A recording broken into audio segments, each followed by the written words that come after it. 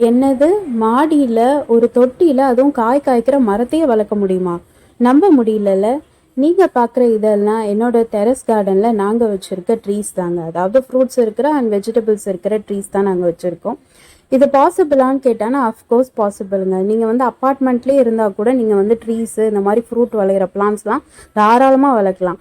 அதுக்கு வந்து இப்போ நிறைய வந்து க்ரீன் பேக்ஸ் இருக்குது அண்ட் வந்து பேரல் பிளான்டர்ஸ் பாட் இருக்கு. அதுதான் நாங்கள் டெரஸ்ல வச்சிருக்கோம். அது இப்படி ரூட்ஸ் போகிறதுக்கு போதுமான சாயில் பார்த்தாம ஒரு ட்ரீ எப்படி வளரும், அதுவும் ஃப்ரூட்ஸ் எப்படி வரும் அப்படின்னு கேட்டானா, கண்கூடா நீங்கள் பார்க்குறீங்கல்ல.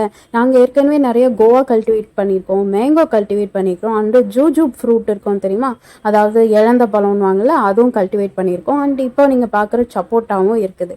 வீட்டு மாடியிலேயே எப்படி இது மாதிரி ஃப்ரூட்ஸ் இருக்கிற ட்ரீஸை வளர்க்கலாம், இதை எப்படி மெயின்டைன் பண்ணணுன்ற வீடியோஸும் ஃபர்தராக வெயிட்டிங்கில் இருக்குது. ஸோ அதுக்கு என் சேனலை மறக்காமல் சப்ஸ்கிரைப் பண்ணி வச்சுக்கோங்க.